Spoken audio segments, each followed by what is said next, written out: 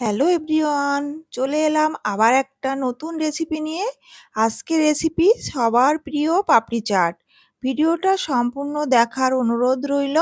তাহলে দেখে নাও আজকের রেসিপি পাপড়ি চাট। পাপড়িগুলো বানানোর জন্য আমি এখানে 250 গ্রাম ময়দা নিয়েছি। তারপর পরিমাণ মতো লবণ ও কালো জিরে দিয়ে ভালোভাবে সব কিছুকে একসঙ্গে মিক্সড করে নিলাম। এরপর ঘি দিয়ে ময়ান দিয়ে নেব। এখানে আমি 250 গ্রাম ময়দার জন্য 3 চামচ ঘি দিয়েছি। তারপর আমি পরিমাণ মতো জল অল্প অল্প করে দিয়ে একটা ডো তৈরি করে নেব। একেবারে পুরো জলটা দেওয়া যাবে না, না হলে ডোটা পাপড়ির জন্য পারফেক্ট হবে না। আর এদিকে ডোটাও আমার রেডি হয়ে গেছে। তারপর আমি এখান থেকে কিছুটা ডো নিয়ে একটা রুটির মতো শেপ করে নেব। রুটিটা যতটা সম্ভব পাতলা করেই বেলতে হবে। তারপর আমি একটা বিস্কিট কাটার দিয়ে গোল গোল করে কেটে নেব।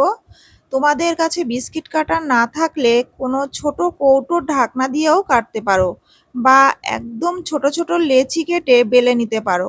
সেক্ষেত্রে শেপটা একটু অসমান হতে পারে, তাতে কিছু এসে যায় না। এরপরে একটা কাঁটা চামচ দিয়ে সবগুলো লেচিকে ছিদ্র করে দেব, যাতে ভাজার সময় লুচির মতো ফুলে না যায়। মাঝখানে যে বাকি অংশগুলো আছে সেগুলো আমি তুলে নেব। এভাবে আমি বাকি লেচি থেকে পাপড়িগুলো তৈরি করে নেব। দেখো, আমার সব পাপড়িগুলো তৈরি করা হয়ে গেছে।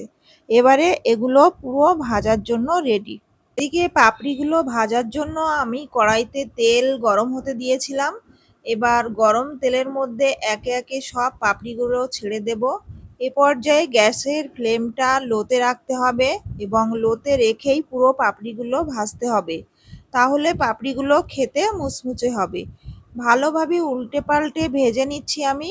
হালকা বাদামি কালার চলে আসলে বুঝতে হবে পাপড়িগুলো রেডি। আমি এবার এগুলোকে তুলে নেব। ব্যাস, গ্যাসের উনানের কাজ শেষ এখানেই। এবারে আমি পাপড়ির চাটটা তৈরি করে নেব। তার জন্য আমি আগে থেকে সিদ্ধ করে রাখা আলু টুকরো টুকরো করে কেটে নিয়েছি।